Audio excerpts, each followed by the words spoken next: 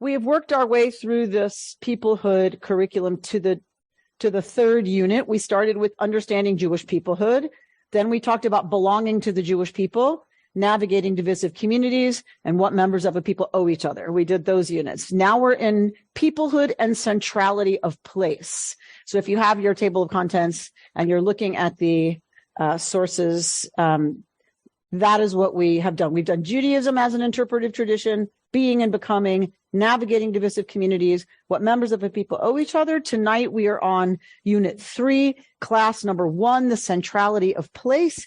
I wasn't sure, given the stature of this group, I wasn't sure that was going to be enough material for us. So I also gave you the next class, which is diaspora, citizenship, and the modern state of Israel. Because the whole idea about talking about place is obviously talking about Israel. And so I just feel like we're beyond a pediatric understanding, and not that they're starting you at a place that they think is pediatric, but some folks truly have very little exposure and very little knowledge, and you need to bring them in on the ground floor. And we always should start there. Hartman's, philosophy is very Reconstructionist. We always start with Torah text, right? We move to prophets or the writings, then we move to Talmud, right? Then we move to sources after that. So that is how Hartman structures their learning, so that we're starting with the most ancient of our discussions about whatever topic we're doing. That's why we start with Torah, not because it's authoritative, but because, for some people it is, but we start with Torah because that is the oldest conversation we have as the Jewish people about any topic. This is very Reconstructionist. This is very Kaplan. If you want to know the Jewish idea about chairs, you need to look at chairs in the Torah, right? You need to go back to the original conversation, and the only one we have written down is Torah in terms of the earliest stuff, ancient Israel. So we start there, and then it's like, okay, how did the conversation evolve and progress from there? So that's kind of the Hartman philosophy. And so we're going to start with the basics of the centrality of place. And of course, that's going to include both sovereignty in the land of Israel and what is known as galut, exile. So we are considered to be in galut, those of us sitting in this room. We are in exile. So you can imagine there's feelings for a lot of us around using even the language of galut, right? That's how we have the language of diaspora. It's a little nicer, right, to say that we live in the diaspora, but it still means we've been dispersed, right? And the objective always was to go back. So now we're living in a time where that's not true. So we're going to move from a time where there's sovereignty through how Jewish thinking evolves and what it means for the Jewish people, what it means for Jewish peoplehood to have changing understandings of our connection to place. Okay. So without further ado, let's jump in. So we're going to start with Torah. We're always going to start with Torah. All right. So one of the oldest conversations, we have, or, texts we have about this idea of place and the centrality of place is from Genesis.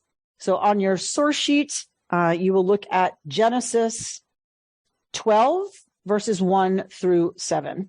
Vayomer Adonai el Avram, lech lecha me'artzecha u'mimoldatecha u'mibeit avicha el ha'eretz asher ar'eka. So God says to Avram, lech lecha, go out, but it just doesn't stop there. Go out from your apartment and, right, go somewhere far away. Because God doesn't say where Avram's going at all. So God could just say, go, and I'll tell you when you get there, right? But we get something about Torah's understanding of the importance of place when we get the list after Lech Lecha. And what is the list? Me'artzecha, from your land. Umi moldatecha, and from the place of your birth. Umi beit avicha, and from the house of your ancestor. So Torah is suggesting leaving is more than just leaving your house, because that's here, but it's more than that. It's leaving the place you were born. And many of us have an attachment to a sense of the place we were born that's different from where we live now. And it's different from our ancestors' house, maybe, right? I was born in Philadelphia, I was adopted at 5 days and taken to my parents' home in New York. My parents have no association with Philadelphia whatsoever. Philadelphia was mythic to me, right? It was on my birth certificate with this beautiful hand, whoever wrote it, when they would hire people with beautiful calligraphy, right? Philadelphia.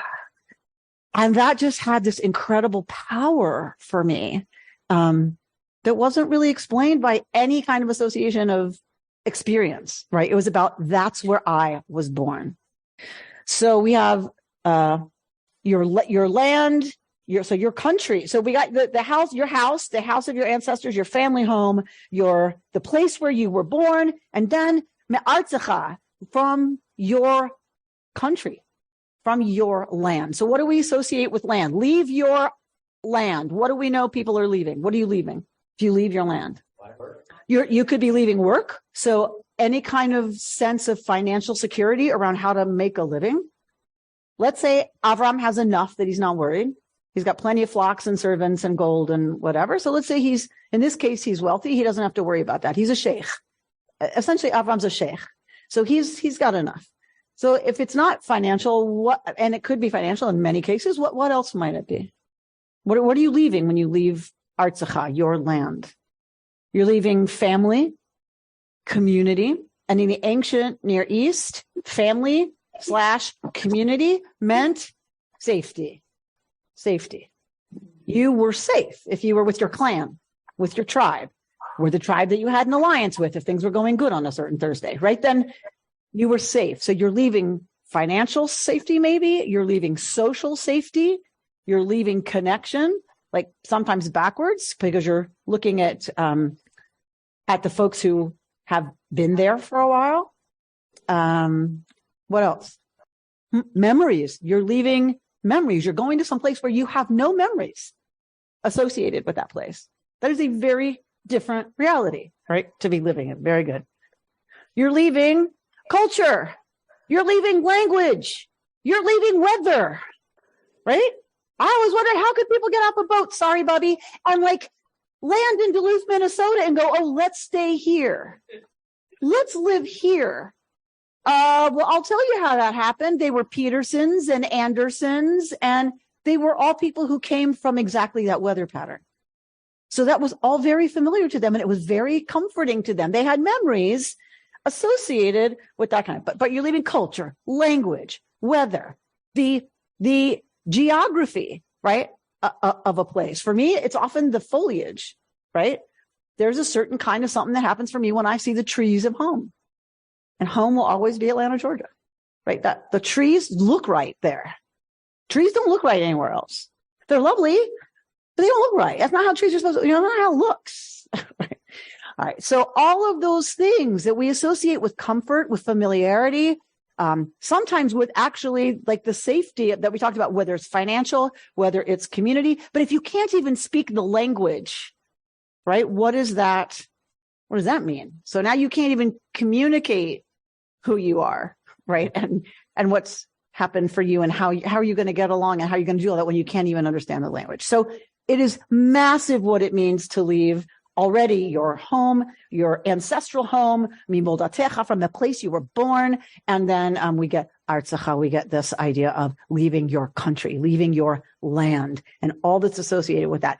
I don't think it's an accident that our foundation story as a people starts with Avram leaving all of that. It is not an accident, right? Because our story is going to be about creating that. Right? Our whole story is about creating that, isn't it? Right? He goes to Canaan, he goes to Canaan, right? And then, oh no, Joseph, right? This only happens when they go to Egypt and they're stuck in Egypt. And what's the whole point of getting out of Egypt? To go back to Canaan, right? To this land where they are going to have sovereignty and be able to build the kingdom of God. So our whole story is about getting to the promised land. By the way, Torah ends where? Where does book of Deuteronomy end? Where are the people? On the other side of the Jordan, right? By the way, our story doesn't end with us getting in. Yes. So Micha Goodman has a whole nother explanation that because it wasn't 5 books, the Deuteronomic history goes into Joshua and Judges and Kings. And when you read the end of that story, we're back in Egypt. The whole Torah is a story of national failure. It is a complete story of failure. All right, but we're not going to do that because I don't know, it's kind of a bummer, but also it's an amazing analysis of the whole thing because it's hubris and some other things that lead to that. Right. And so the whole Torah is actually a warning. Don't do what's in here. Do what it says you're supposed to do. Don't do what the Jews did. Right. So great. Okay. So I don't think it's an accident that it starts with Lech Lecha. This idea of place for us as a people starts with Avram leaving his place and beginning the journey to, he doesn't know where. And I will make of you a great nation, and I will bless you, and I will make your name great, and you shall be a blessing. I will bless those who bless you and curse him that curses you, and all the families of the earth shall bless themselves by you. Well, sort of. V'nivrechu becha, they will be blessed through you. Avram went forth as God had commanded him, and Lot, his nephew, went with him. Avram was 75 years old when he left Haran. So he's not from Canaan, he's from Haran. Avram took his wife Sarai and his brother's son Lot and all the wealth that they had amassed, because they had a lot, and the persons that they had acquired in Haran, and they set out for the land of Canaan. When they arrived in the land of Canaan, Avram passed through the land as far as the site of Shechem at the terebinth of Moreh. The Canaanites, the Canaanites, were then in the land. That would make sense. The land is Canaan. Who lives there? The Canaanites, right? I'd be shocked if somebody else was living there. God appeared to Avram and said, I will assign this land to your offspring. And he built an altar there to God who had appeared to him. Okay. So we get this idea that he's moving towards Canaan, and this idea that Avram's offspring will conquer this land. And this land will, in the future, he doesn't know when, he's what offspring, right? But your offspring are going to conquer this. All right. So what we're not told. So what do you think is the significance of this whole thing where you have to leave everything, leave everybody, leave everything familiar to him, leave a place of birth, leave it all. And this land is going to belong to your progeny. What is that about? What? Why? What? Why couldn't he just stay where he was? Huh? Fresh, new beginnings. Okay. What's so great about fresh and new? Certainly in the ancient world, it was very scary. It was very dangerous. So yes, it's a fresh new beginning. We know that. But it's also okay, so this land is going to belong to your progeny. That's the whole point of this. Your progeny will conquer this land. We already have a premise here that that's a good thing, right? It didn't have to be. It could have been, you're going to have lots of children and they're going to live all over the world. And isn't that going to be fabulous? They're going to speak all kinds of languages. They're going to send you gifts from the wildest places they wind up. There's not the story. That's not the point. What is the point? The point is you're going someplace that's completely unfamiliar. And the whole point of you going there is so that your family will take over the whole thing. It will be no longer Canaan. And what does Abraham think is going to happen to all the Canaanites? Don't know. He's not told right now, right? But all of this is going to belong to your kids. There is already an assumption of a people in a land being a good and important and critical enough thing for Avram to leave everything behind in pursuit of it. God doesn't do a selling job here, right? God doesn't have to defend this idea. It seems Torah takes it for granted that we understand what it means for an extended group to have a land that's theirs. Do you see what I'm saying? We always read it the other way, right? But really, Torah's assuming we already understand that as a value. Because why didn't God have to draw up, a whole campaign for Avram about why that might be a good thing? I mean, I think there's just a way that we get this as human beings and as people, but certainly the authors of Torah understood this. All right. Yes. I just realized there's no effort to denigrate the Canaanites. You could, if you want to make an argument, say, those people really need new leadership. Like we're going to take it, but there's not even an effort. And there's other places in the Bible where that is the argument. Right. But here it's like, it's sort of kind of stark when you see it, just laid it out. When we read it in a different context. Exactly right. Exactly. What about the Canaanites? What about the Canaanites? Right. They have huge walled cities. It's a Manhattan, right? And it's of the Mesopotamia. And it's just like, so the New Yorkers? Like, what's going to happen to them? Dana? Isn't it a big deal that God is going to be going with them or is with them? Isn't that kind of a novel thing? You said, what's happening? What are they leaving?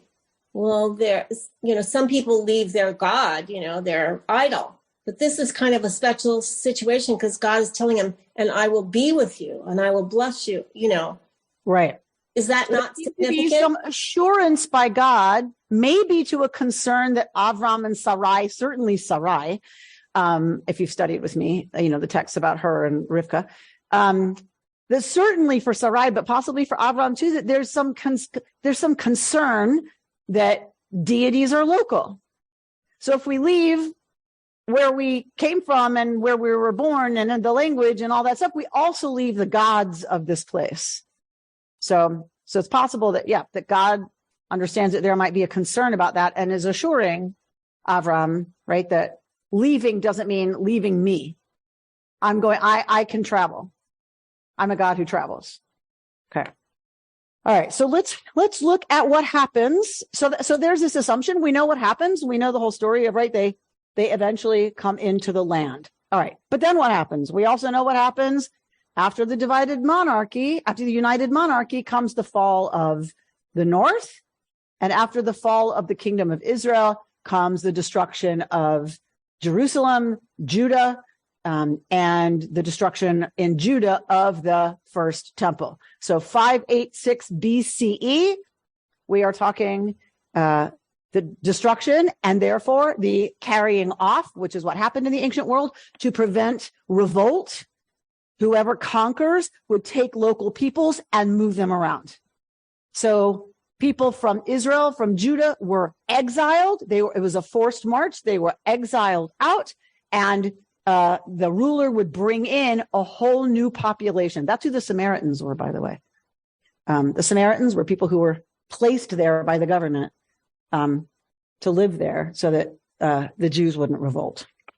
Okay, so let's look at Psalm 137. You're familiar with some of it. It's interesting to see it in its full text in this context of sovereignty and non-sovereignty, meaning exile. Al neharot Bavel sham yishavenu, gam bachinu bizcharenu et Sion. By the rivers of Babylon, there we sat and wept as we thought of Zion. There on the poplars, we hung up our lyres.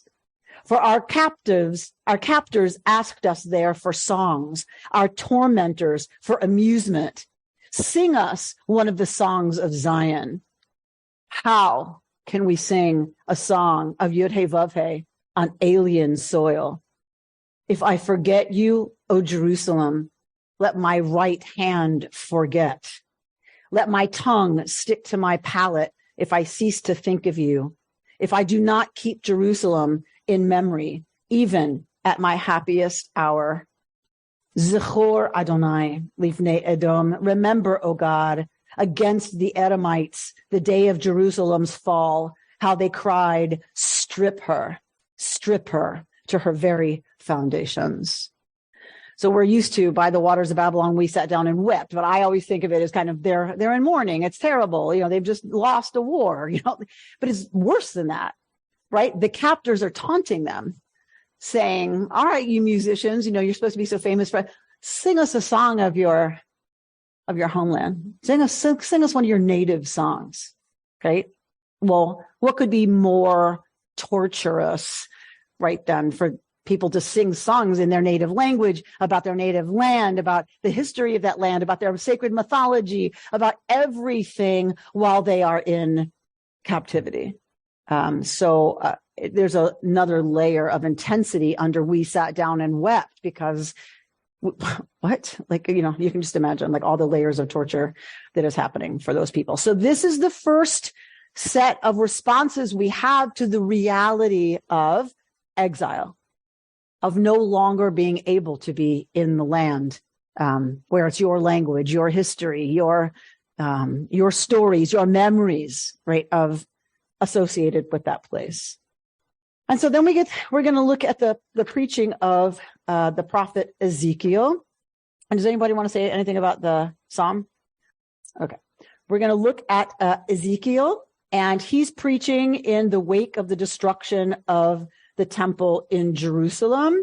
And so this is one of the ways that the prophets tried to deal with the issue of morale.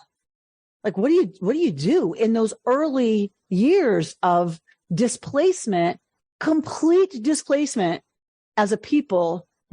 How do you deal with morale? What does it mean to be Israelite when you're not in Israel? And so Ezekiel is one response. Then the word of God came to me, source number 3. O mortal, I will save your brothers, the men of your kindred, all of that very house of Israel, to whom the inhabitants of Jerusalem say, keep far from God, the land has been given as a heritage to us.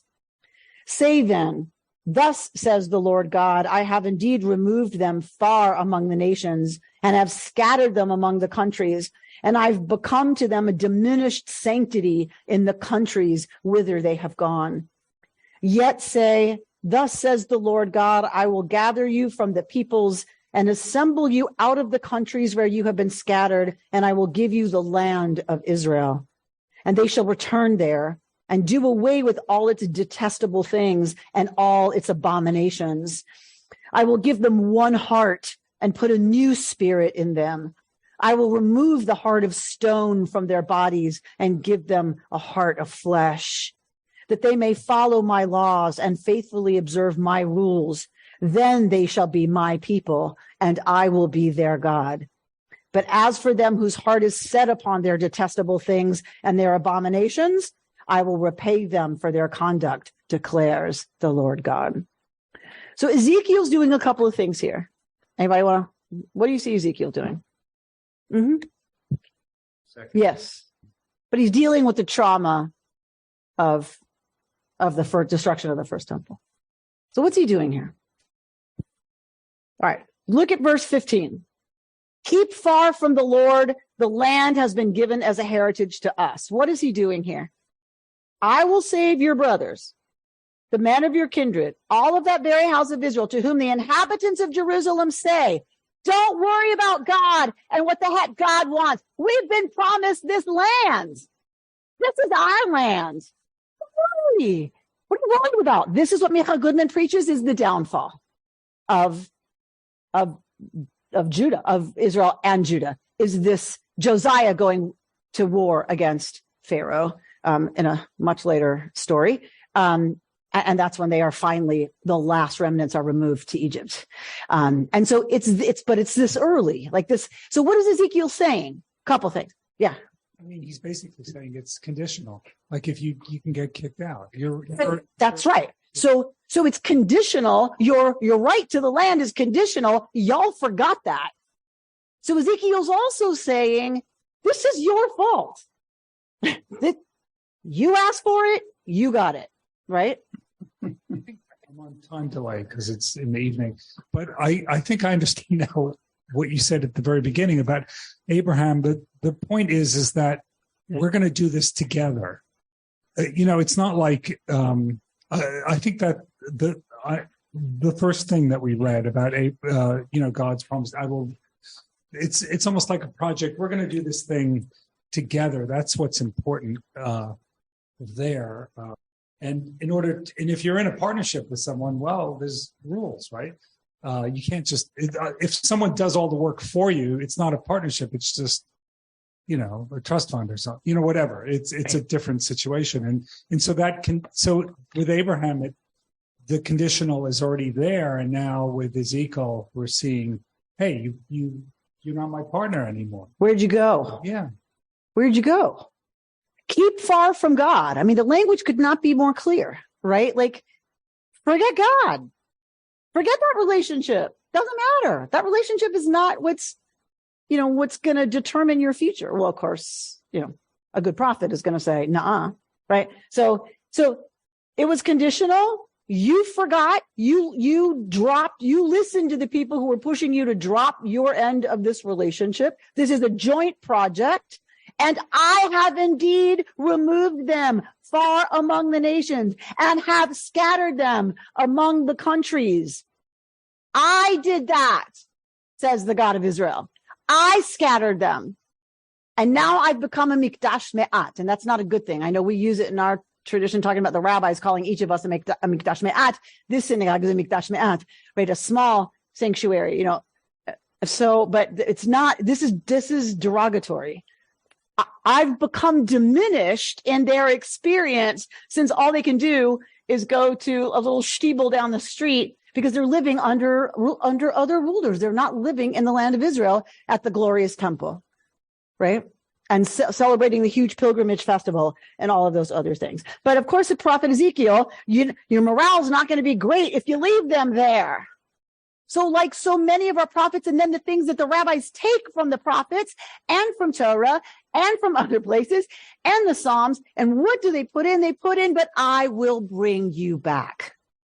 When you return to me, I will bring you home.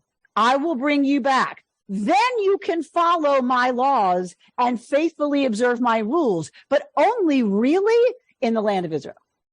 Because you're not free to do that in other places. Seems to me to be part of the suggestion here, right? When you come back and I bring you back, right?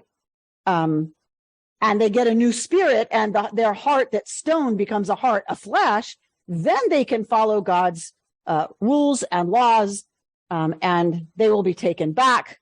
But for those who won't relent, obviously, well, they will be repaid, is all we're told.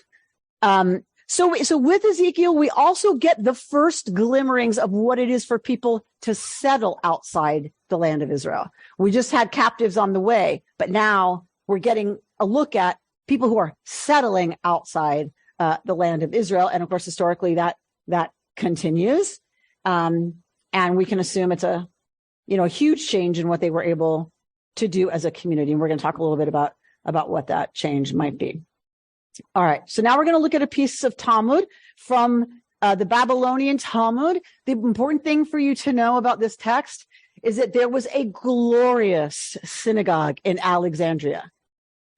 Huge, gorgeous, beautiful. We're going to read a little bit about it. Huge. It was like the talk of the talk of the Jewish world was this Beit Knesset, this synagogue in Alexandria.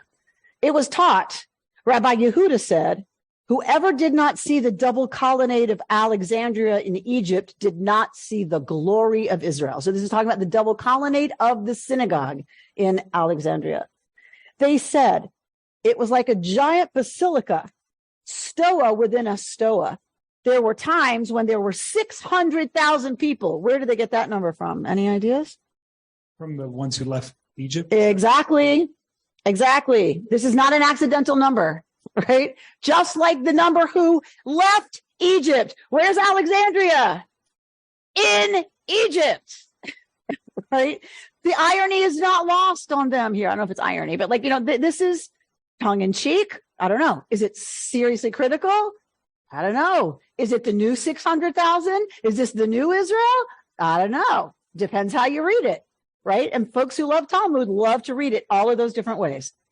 And what's the teaching if you read it each of those different ways? But we don't have time for that. Okay. So there were times when there were 600,000 people like those who left Egypt. And some say double.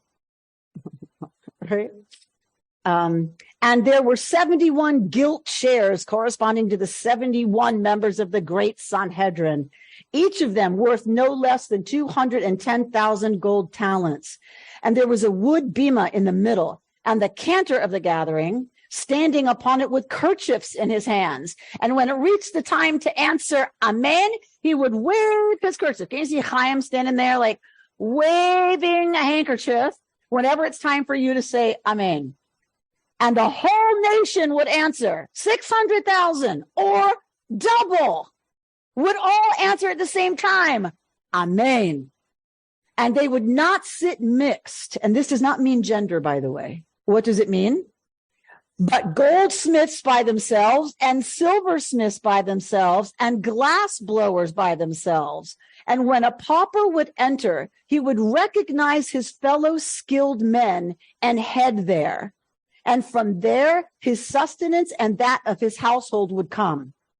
So to your point earlier, Stephen Lewis, here is an answer to, if you're in exile, one of the things that might be very much of concern is financial security.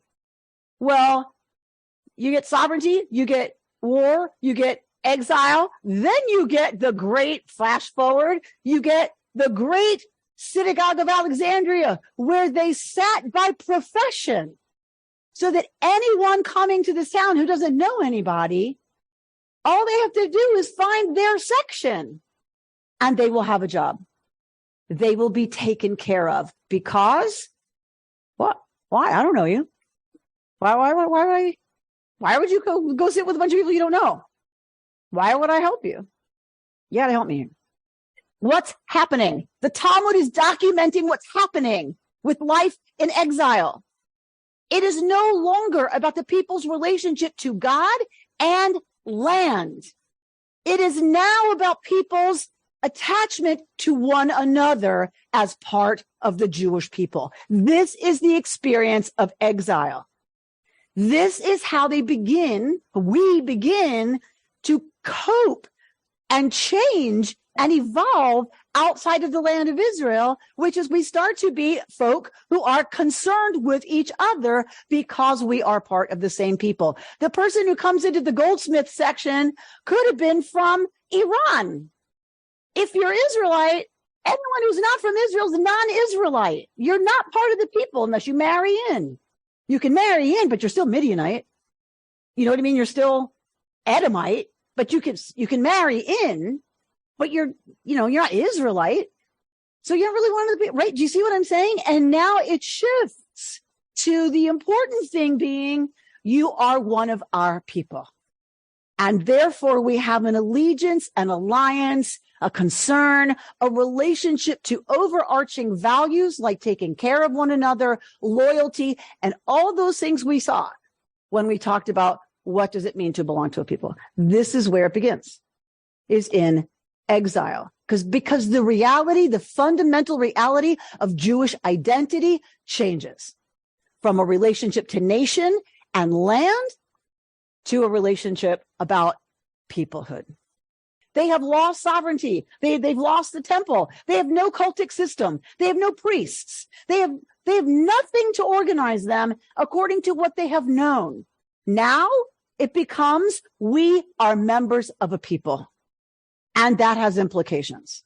Now the relationship is to a set of ideas and ideals and values about belonging, loyalty, commitment, protecting each other, helping each other, right?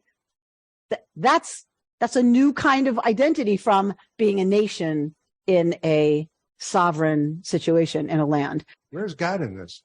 In which? Right here, at this moment, in this transition. It's not in the story. God's not in this story. This is not a story about God. Well, just God's not a part of the story. This is not about God. Commonality. Is it just trades? Well, where are they? They're in the synagogue. These are not Jews who are wandering around, on the beach and they have different camps for their different careers.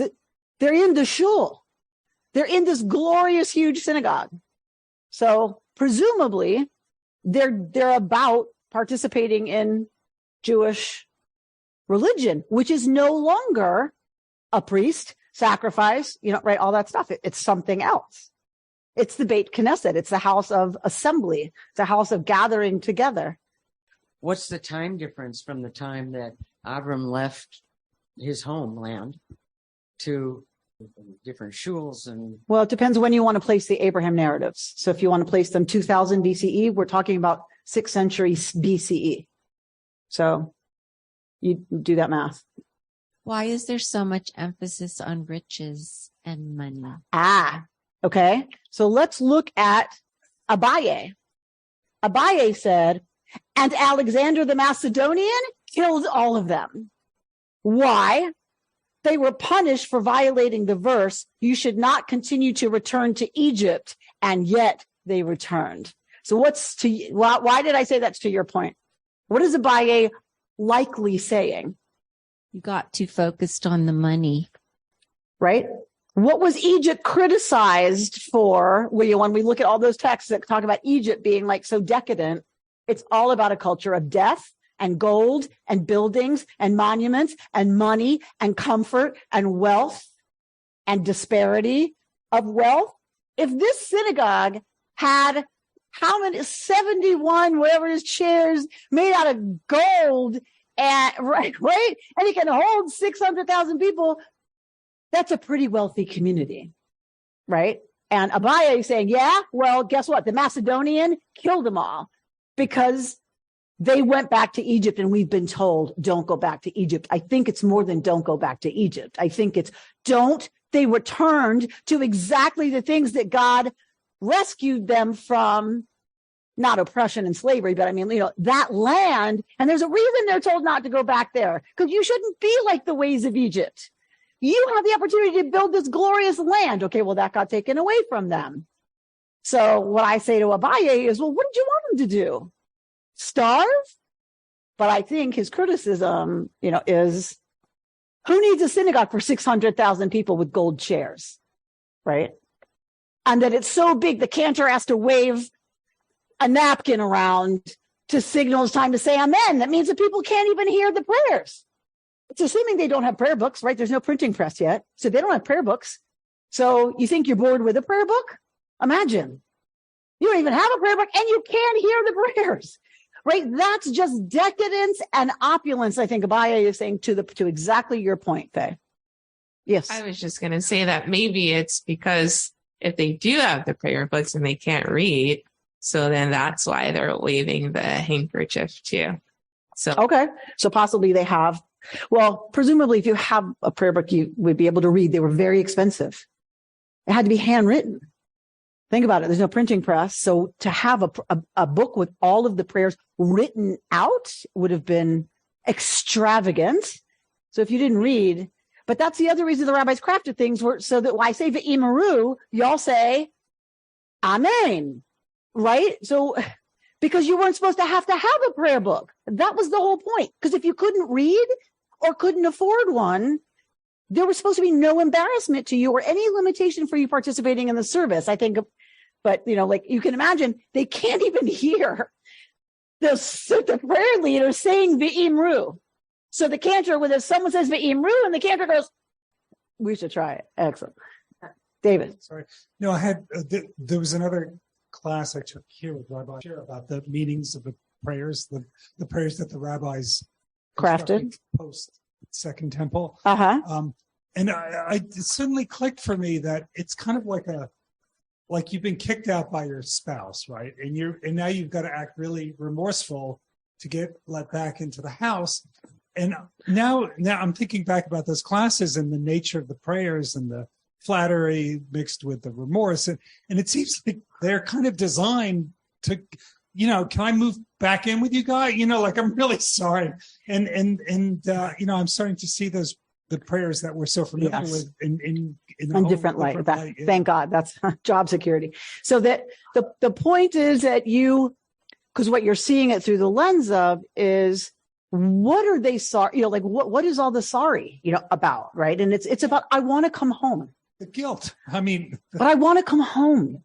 So what there is now, and they point this out in Hartman, is now there's this tension between how glorious the Synagogue of Alexandria is and the crappy little shul they have in Jerusalem that was a disaster zone? Like, which one would you rather worship? Right. So I think there's this tension between the absolute smashing success that Jews have had in the diaspora versus our prayers say, take us back to Jerusalem.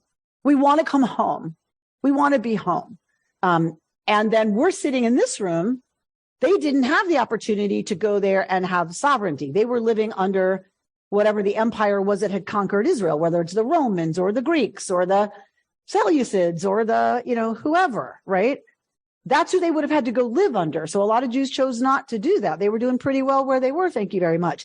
But even after 48, when we had the opportunity to go back, how many of us signed up for that mission? None of us signed up for that. Like, we're in Alexandria going, we really like our gold chairs. It's a very real tension. And there are times where I even feel that tension when I'm saying certain prayers, right? I'm like, but I don't want to go back to Jerusalem, right? So anyway, Lori, you've had your hand up. Sorry. Yeah, on that same point, what I was thinking about the condemnation of the synagogue in Alexandria is if you have all these pillars and all this furniture, it's a sign of you're intending this to be permanent. This isn't, we're in exile. We don't have the opportunity to be in the land of Israel. We'll make the best of it while we're here, but we're not going to put our roots too deep. And nice. so I think that that's a big part of the problem is, yes, while you're in Galut, be a community, take care of each other, but don't make that your new home. Don't get too comfortable. Mm-hmm. And there's a modern midrash. I don't know if it's true, but I tend to believe it, that I was told if you look at the Sifrei Torah in the Ark of any community in the diaspora, you can tell how comfortable that community was in terms of danger by how big the Torah scrolls are, how much stuff they have on them, how big the Ark is, or if it's a little tiny Torah, with like a nice little embroidered whatever, it means you can pick it up and go, right? If we have to get out of here, you can't take what we have in these arks, right? It's heavy. And I'm talking about fleeing, I'm talking about, we got to get out of here. And so that same idea, right? That, however big everything was, it meant that we understand this to be permanent. And then what does that mean? Right? That we do think it's permanent and that we want it to be, if you're one of these Jews, right, in the synagogue of Alexandria. So this idea of there's a tension, and Abaye, my curriculum notes say, reveals a sense of anger that people would establish diaspora life, even as life in Palestine is thriving. So now you're talking about two communities.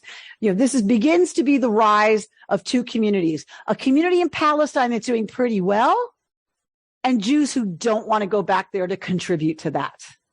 Right. So not under an oppressive regime like, what's his chops, the Hadrianic persecutions, when it starts to get pretty okay. But the Jews of Mesopotamia, the Jews of Babylonia are just like, don't think so. Right. They're talking about the synagogue in Alexandria, but who are they really talking about? The rabbis of the academy, the rabbis in Babylonia.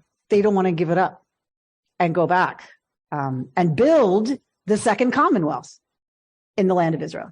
And they are heavily criticized for it. And there begins a tension that we live with until today. So my curriculum says to ask you the question, what do you think are central features of Jewish life in the diaspora today? Like, what are some of the things that you would say are features of Jewish life in the diaspora? So we talked a little bit about a few of them. I think there still is this sense of association, right? The sense of if I move to a new town, the first place I'm going to go is the JCC, right? Or, start figuring out how I can access Jewish community, right? So this sense of belonging, the sense of taking care of each other, of you're more familiar to me, or possibly more easily familiar to me than somebody I don't know who I meet at a dinner party, right? Well, unless you're gay. We always have that, but Birthright. Interesting. Wow.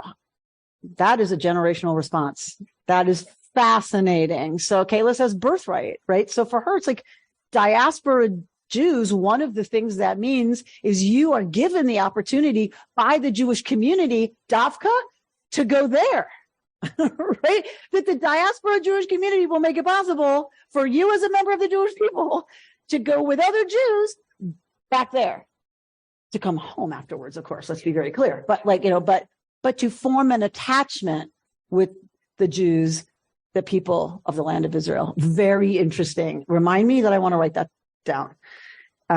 Because I think that is a generational response. This is the first generation to say that. We didn't have birthright. None of us had birthright, right? All right, Jeff? Can you hear me? Yes. Okay. This may sound a little corny, but it's me. All of this is a wonderful feeling in my heart when I was a young man, bar mitzvah time, playing sports. The team.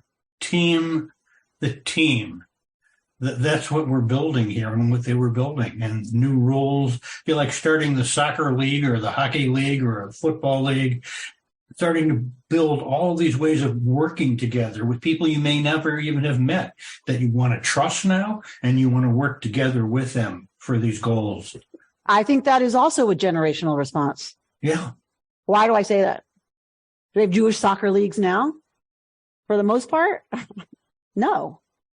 Our kids play soccer with the high school team or the club or the whatever. The Maccabiah was designed to do what Jeff is talking about because it doesn't exist anymore. That's gone. There isn't sports teams that brings Jews together. They made the Maccabi games to do that.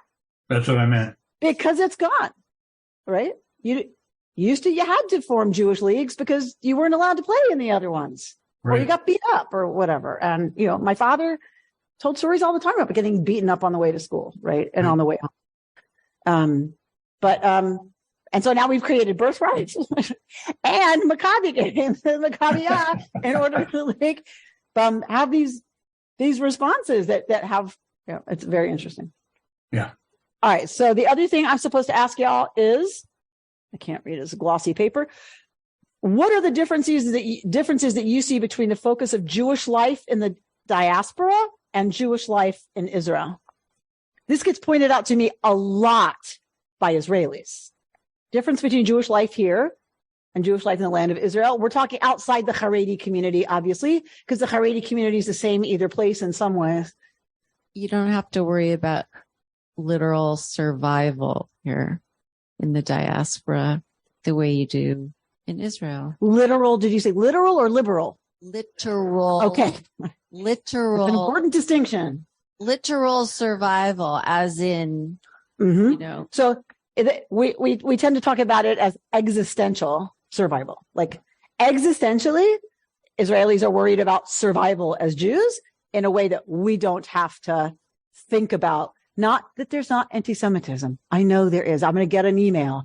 There's still anti-Semitism, Rabbi. So yes, I know that. But existentially, we are not concerned about living or dying this week. And in Israel, it is absolutely a fact of life that they are existentially aware that it's a couple of nukes from Iran and it's done. Kayla? Assimilation here versus in Israel? Yeah. Okay, talk to me about that a little bit. I feel like we've had a class on this or something before, but just like assimilating more into culture here and like being Jewish. Are we American Jews or Jews here in America? Okay. I want to push on this because it's very interesting to me, this topic of assimilation in America versus assimilation in Israel. Tell me what, no. Don't give that microphone away so fast. Tell me what, I'm very curious about this. Tell me what assimilation, what are the features of an assimilated Jew in America? What do they do? What do they not do? Probably what do they not do, right? What makes them assimilated? What are the characteristics? Everyone can, chip in. They what? Yeah. They don't keep kosher. They don't keep kosher. Shabbat. They don't go to synagogue. They drive on Shabbat. Chas v'shalom. We think of ourselves as American Jews rather than Jewish Americans. We've had this conversation. So we're not going there again. But we We think of ourselves, I think what Becky's trying to say is primarily as Americans who are of a certain flavor, right? So leaving aside Becky's point, to everything you said, what about Jews in Israel who don't keep Shabbat? They don't go to shul. They don't keep kosher. They drive on Shabbos. Are they assimilated? But the country. So wait, Kayla, say? They maybe just aren't religious. Okay. That is what I want to explore a little bit. That's, do you see? Okay. Because if they're not religious here, they're assimilated in a way that feels threatening. But if you're in Israel and you're completely non-religious, are you an assimilated Jew? Dana? I don't think so. No? I don't think so. Dana, speak. What's happening? Can she not hear? Can y'all hear me? Dana. Yes. Okay. Dana? I can't hear. Dana. Talk. Dana. Can you hear me? Yes. Okay. Well, you froze. I just wanted to say in Israel, you might not be lighting Shabbat candles, but the entire country is having Shabbat. You are being Jewish. It's easy to be Jewish in Israel. It's not easy to be Jewish in America. So I want to push on that. Again, if you're the whole country's doing Shabbos and you're not, why are you more Jewish? Just because the whole country's doing it, and Dafka, you're not. You're at the mall. The mall's usually closed, but you're at the mall on Shabbos. Why are you more Jewish?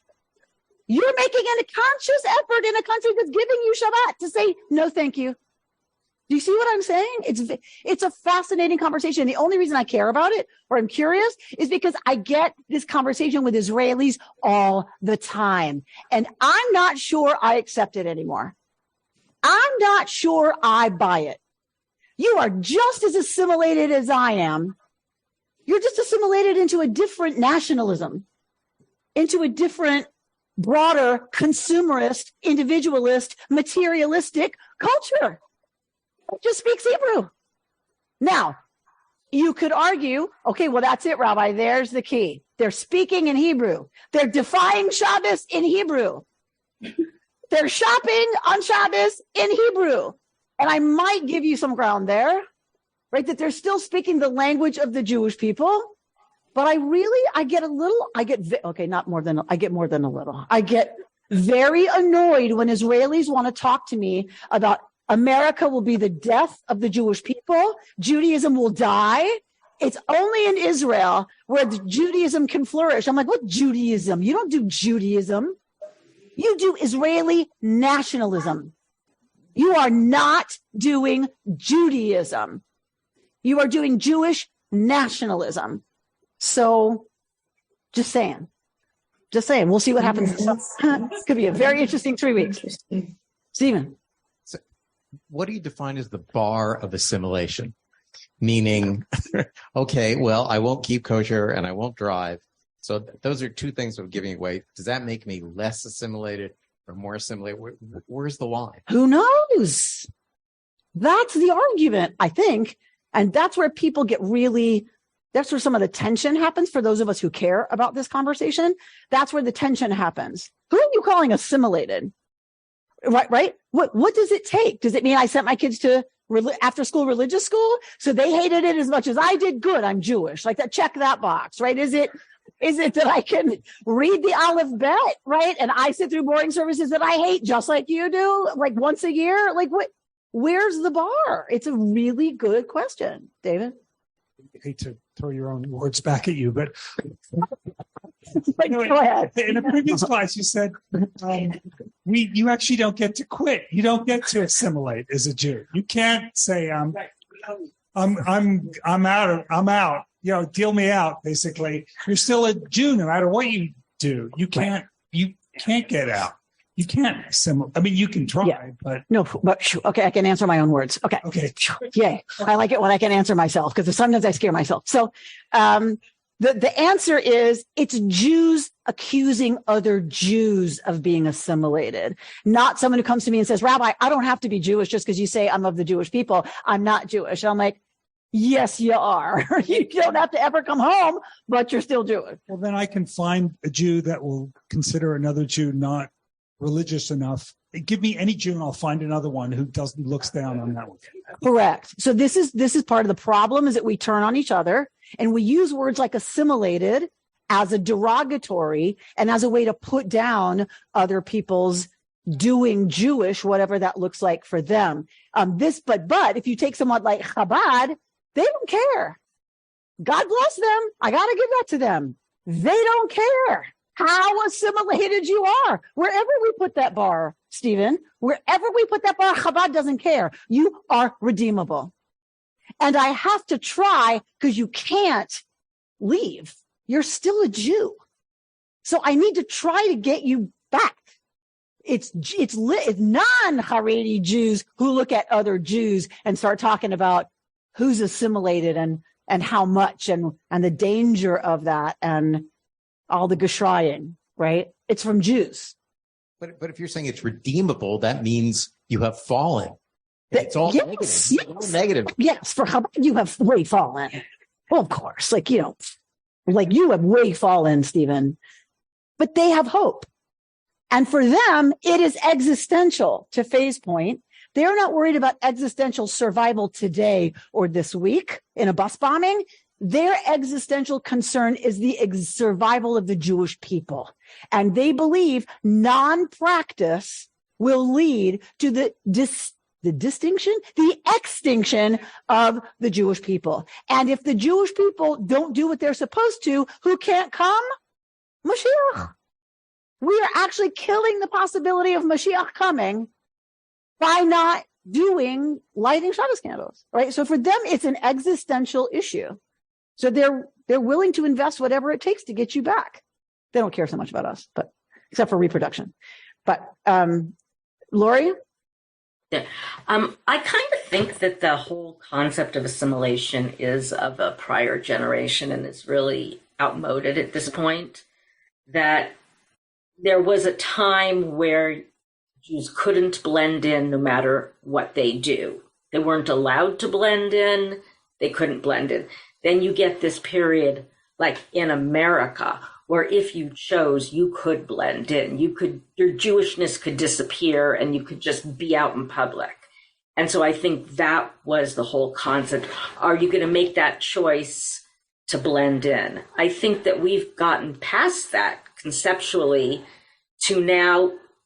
I think the living in two civilizations is just a given for American Jews. And it's not inconsistent to be Jewish and to also live a very obviously American life where your Judaism isn't visible to anyone that you're not interacting Jewishly with.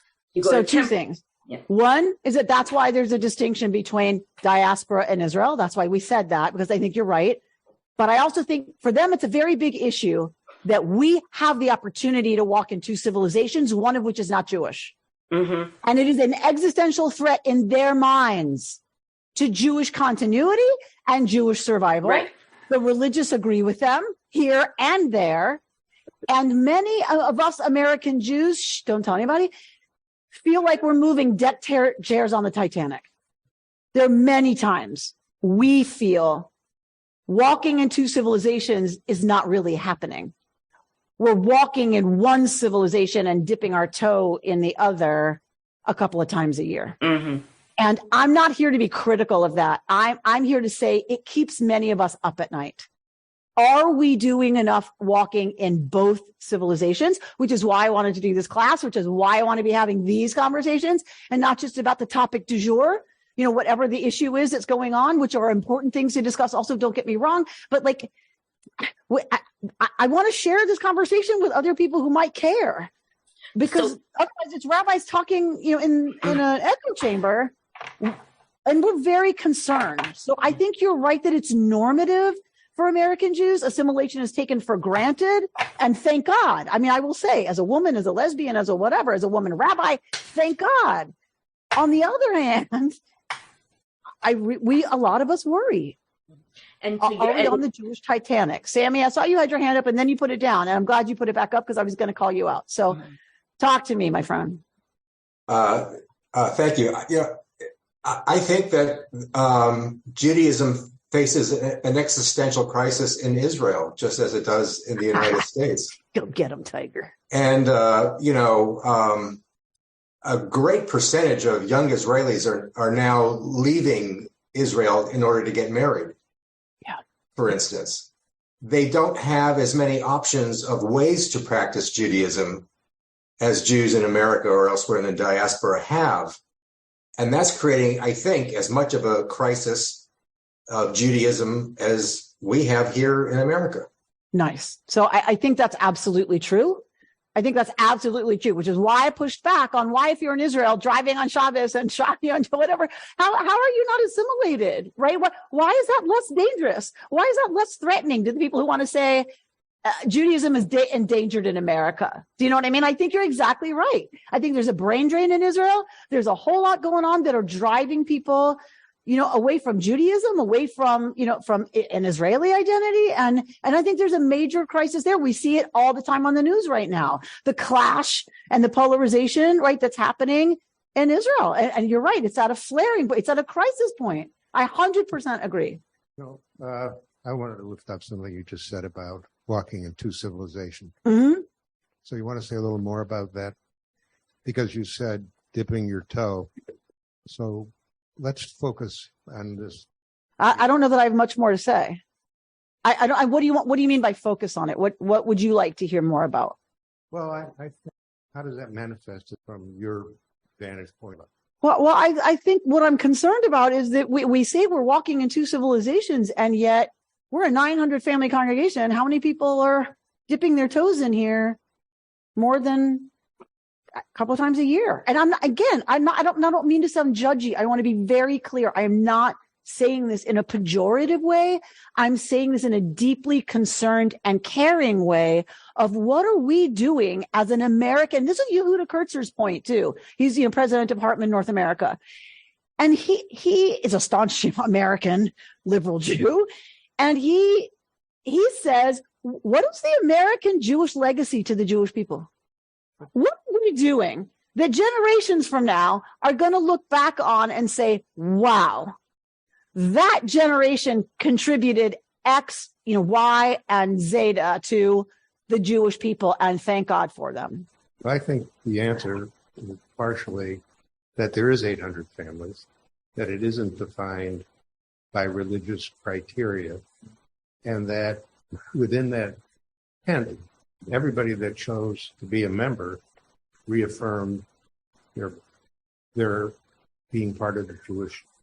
Sure. So that's the optimistic side of the argument. Yes, I agree. That's what gets me going in the morning, right? That I'm just saying, to be honest, there's times I'm up at 3 and in staff meetings trying to figure out, what will it take? And even if we have this institution survive and enough of a Jewish identity that we have 900 families who choose to be part of this project, which is what I hang on to all the time. Okay, we're doing something right. I do wonder about Yehuda's question. What are we really contributing to the evolution of the Jewish people? A way to be North American, 21st century, what? Okay, is it so great? I think you're way more involved in a lot of stuff than a lot of people. I think you're exposed to a lot more of the groovy good stuff than a lot of people. I really believe that. I'm not trying to be self-disparaging, but I take Yehuda's question seriously. If it's just survival of this institution and raising another generation who can have a bar mitzvah, okay, I'm willing to spend the rest of my career on that. Don't get me wrong. I am happy to spend the rest of my career on that. In the back of my soul whispers the question of Yehuda. What is the big project of this generation of Jews? What are they going to look back at us and go, oh, thank God? I don't know. Stephen? Well, and I'm glad Mark brought it back to KI, because KI does foster its own brand of Judaism in a way, which is probably different than other communities. And we had this conversation yesterday where you were talking about a congregant who did not come to synagogue very often, but we provided enough support that they wanted to stay members. And in that conversation, you felt like you accepted that as involvement on some level. And so it's evolving. I mean, people are finding ways to be part of KI that are not traditional. And I don't know why that's a bad thing. So it's not, but let me be very clear. When I said that was enough for me, it was enough for me in what I thought I was expected to do with that conversation next. I felt like, okay, like this is how attached they are. They're going to stay members. I've done what I can by reaching out. We have this outreach campaign. For those of you who don't know, we're reaching out to folks who feel, that we feel like we're not connected to. And so in that phone call, I felt like, okay, there's nothing else for me to do here. And I felt okay about that. We're doing well. We're thriving. Is that it? Is that the goal? To do okay and the building stays and we have a nice sanctuary? And do you know what I mean? Hang on. Jeff, is your hand up again or was it up still? What? Is your hand up from the last time you spoke? No, I'm reacting to what we're talking about right now. Okay, go ahead. Okay, thank you. Take it as a wish, however you wish. What you're doing is what counts. I don't care how corny that sounds. I mean, and that's what I said, team. The other word you've heard me say before is tribal. We have to pass on the spirit of being Jewish to the children. It has to, it sounds so obvious, but it isn't. How do we people have talked about what's going on in Israel. That's frightening to me. We have to somehow, I remember, being a kid, being in Temple in Pittsfield, Massachusetts, and gathering as groups and getting this wonderful feeling of belonging to the temple there. And I'm saying the most obvious thing, but we have to have faith in our ability to pass our hearts, our souls, and our intellect. To me, that's one of the great things about being Jewish. It's not just believing in God. It's believing as ourselves as a group of people who have held up and fought for each other through all the things we've seen over the last, couple hundred years and thousands of years. And I'm sorry, I know I'm being incredibly obvious here, but we can't give up. We just can't give up. Okay. Thank you. David? I think, just to bring the discussion full circle and bring in Israel, from what I've observed, and I have, 4 kids of my own and my own struggles with getting them more involved with Judaism, I think the existence of the state of Israel is overwhelmingly a blessing, but it also makes it more difficult to be in diaspora because the feeling is, those guys, they have it covered, basically. So you're complaining about the Jews who don't do anything, but at least they're living there, and it's almost like I don't have to worry about being Jewish or about learning too much about Judaism because they've got my back. Israel is going to handle it. The experts are over there. Yeah, the experts are over there, and they don't really need me that much. And also, I think in my lifetime, most of our lifetimes, we've seen Israel go from, you could say like a needy country to a pretty powerful country, and people are very uncomfortable.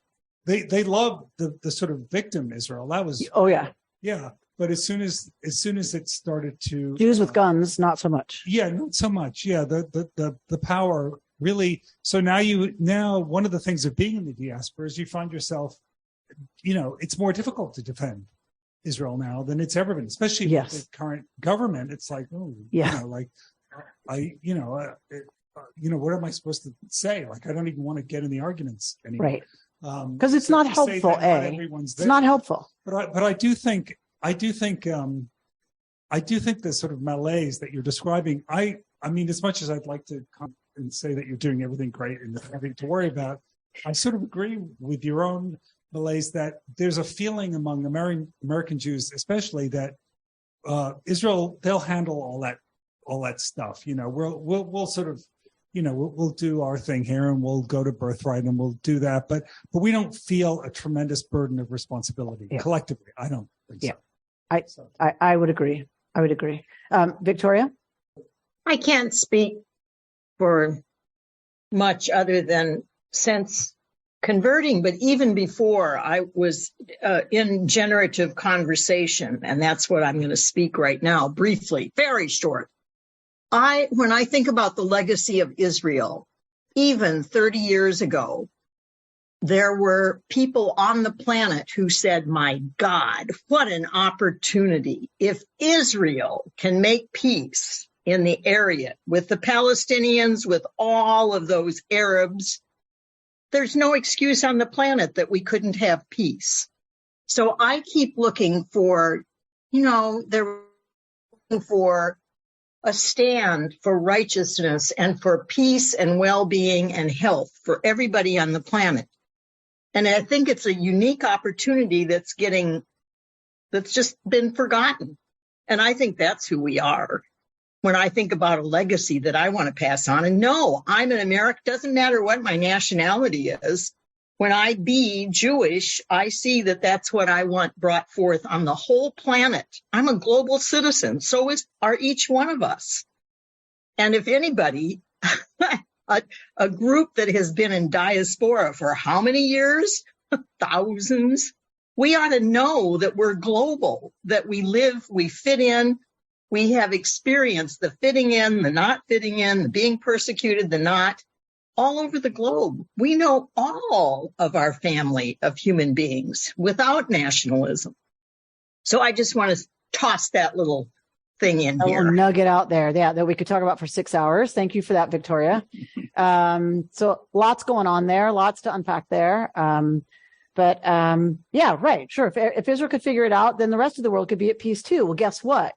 The rest of the world is not at peace because Israel can't figure it out either. Right? All of our Jewish values about peace, justice, whatever, what's happening in this country? They're rolling back our rights.